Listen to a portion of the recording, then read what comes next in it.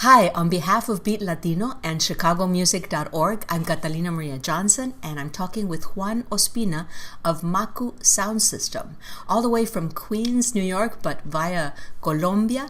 M.A.K.U Sound System has an amazing big band, punk orchestra, jazzy sound that's indescribable. So, Juan, tell us a little bit about how the band came together and how you created this amazing sound.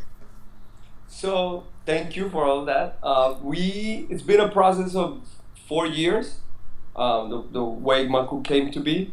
It started in the mind of Camilo Rodriguez, who's a guitar player. 2009, he basically started with some ideas that he put a song called Oye that he put on MySpace back then. And we all knew each other through music, most of us, but different means. So just to give you an example, Camilo and I knew each other through playing traditional music from Colombia here in New York. And then people like Liliana, who also is a lead singer, knew him through the synth player Felipe. And it's a long stretch of people who came together under this idea of M.A.K.U. Vamos Bien is the first album that came out. And then, as a result, really, we did Lincoln Center in 2010, and we started acting as a band since then. And since then, it's been a process where the band was 11 of us, now it's 8 of us on stage, and it's just a process of sort of finding each other musically. As people, we're all friends, have become very close to each other. Those who weren't before, I met Liliana through M.A.K.U, for example.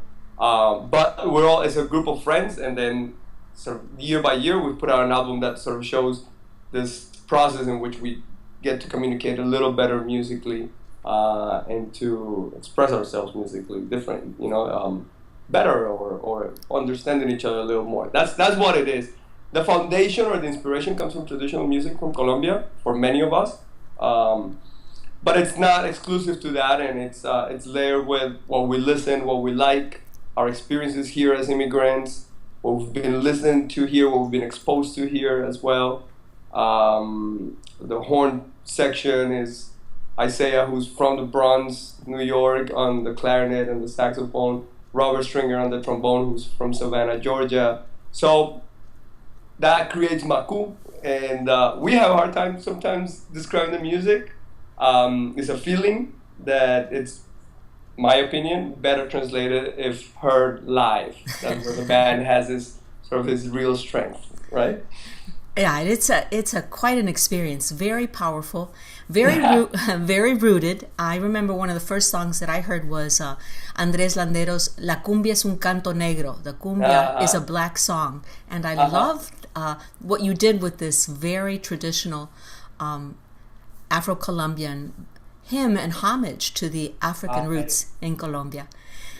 Now tell us a little bit about the name, M.A.K.U Sound System, or M.A.K.U Sound System. M.A.K.U Sound System, really what it means for us today is M.A.K.U what we've learned is that M.A.K.U is a word that's used by some communities, indigenous communities in the south of Colombia, and they refer to their use when people within the community are referring to the lower caste people within their community. So that's M.A.K.U on one end, and that's sort of the meaning that we have taken to be closer to us. I'll explain to you why. Then the other part is the sound system. It's Pico, it's a party. It's the moment where you celebrate. So we're immigrants, and we're in a society today's day where people are measured.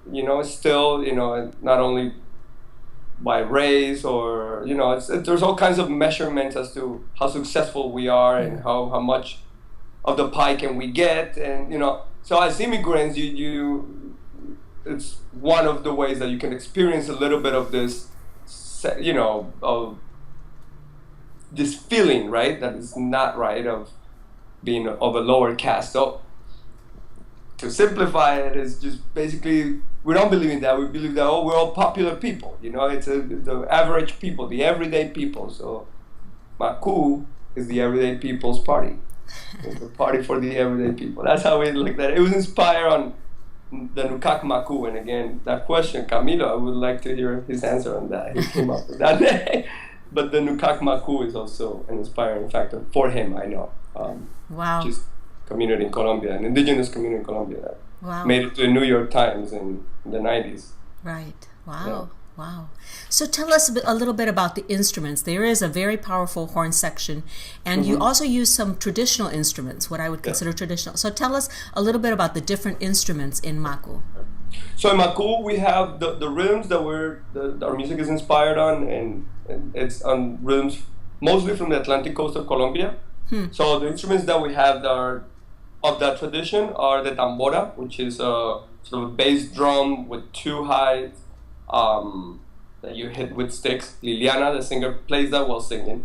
Then the maraca, which is this shaker, right, or this maraca, that she plays as well. That's part of the tradition. Then you have a person like Morris Cañate who plays the alegre drum. It looks, to the quick eye, would look, it's like a conga type of drum, but it's a hand drum. Doesn't sound at all like a conga, but it's a hand drum, and that's called the alegre. And that's part of the traditional music of the Atlantic coast of Colombia as well. So those are, I think, the three with the maraca instruments that are part of the tradition that make it into the ensemble. And sometimes the llamador, which is a smaller drum, but it's the heart of cumbia. Cumbia without the llamador is no cumbia. Heart music. It's an amazing instrument, very humble too. There is that, and then we layer that with an electric guitar, Camilo Rodriguez, the drum set, who's Andres Jimenez, synth, which is played by Pipe, or the Prince of Queens. And then we have the horn sections, and the horn section is trombone, played by Robert, as we said before, and then clarinet and saxophone are played by Isaiah. And then I play the bass and sing as well. So that should be it right there. Wow. And I know that some people may not know, but Queens has a huge Colombian population, correct? I mean, the largest in the area. Yeah, I know. I'm not sure about the where it falls on the percentage, but I know that it's a large community of Colombian people live in New York and Queens and Jackson Heights, where many of us lived for a long time and still live.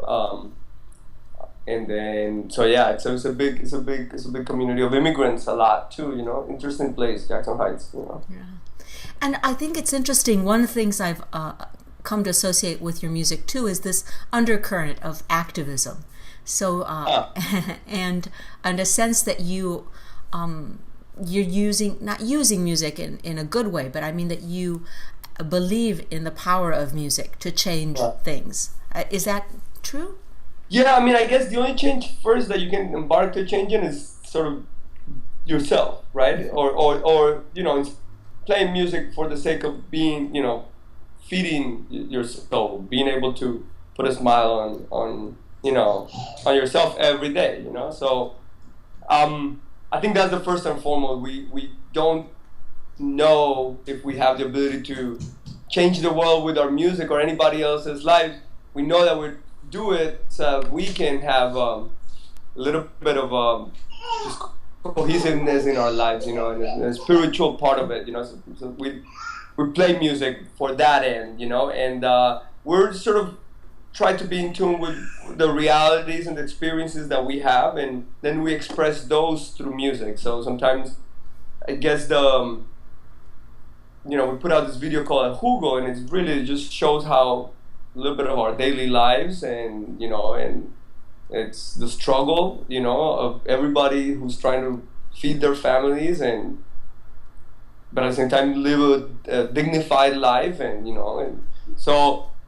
We put it with music, so it takes on a different look, I guess, right? But most importantly, I think people can relate to that, and without calling left, right, or this law or this stat. You know what I mean? We are getting so technical on how we view politics and activism behind it. Or it was just more of the creation of a space that allows us to exercise leadership and to be honest with ourselves, And so, if people are inspired to do more of the same, then it's sort of a creation of an alternative way of doing things, you know? Thank God, too, because it's definitely not something that we can, you know, the fact that we can play some musical instruments and like it, it already makes you think about, you know, being grateful for that, you know, and learn that, you know. But, so that's sort of where it is, but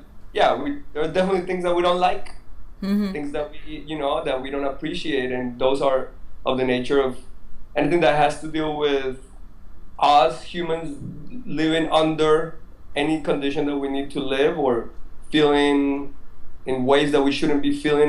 You know, we're not with. We're divine people, and we're beautiful people here in this planet. And you know, the goal should be to figure out how do we continue to learn that and to appreciate, to embrace that. Right?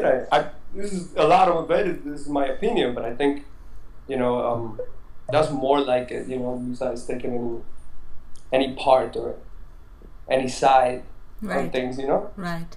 That's great. That's great. Well, I look forward to your visit again here to Chicago, Navy Pier, in just a few days. And if people want to learn more about your music, you have a website?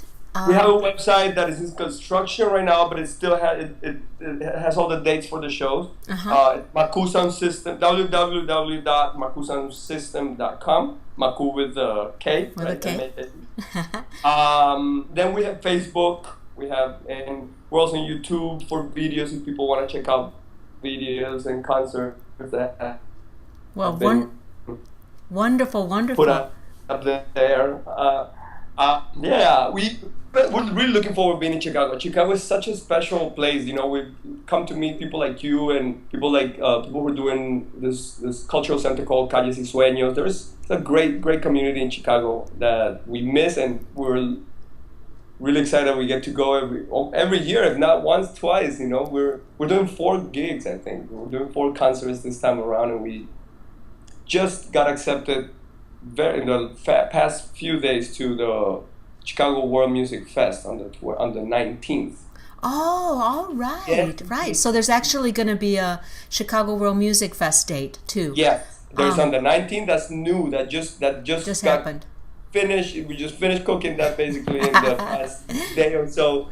And then the 20th we're doing the pier, the Navy Pier, and then on the 21st we're doing the food truck festival.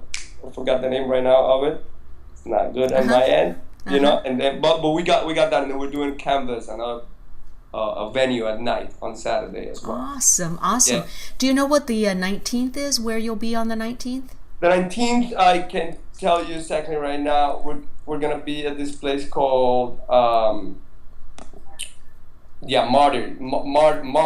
Martyrs. Oh, good venue for you guys. That'll be really fun. Yeah. It's kind of a, you know, you'll enjoy it if you haven't been there before. So that's great. So Martyrs, Navy Pier, and a few more dates. The Food and Truck Festival. We'll put links to them. Thanks so much, Juan, from M.A.K.U Sound System, for being with us, and looking forward to catching you at one of those dates. Thank you so much, Catalina, and looking forward to being in Chicago this week. We're really gonna love it.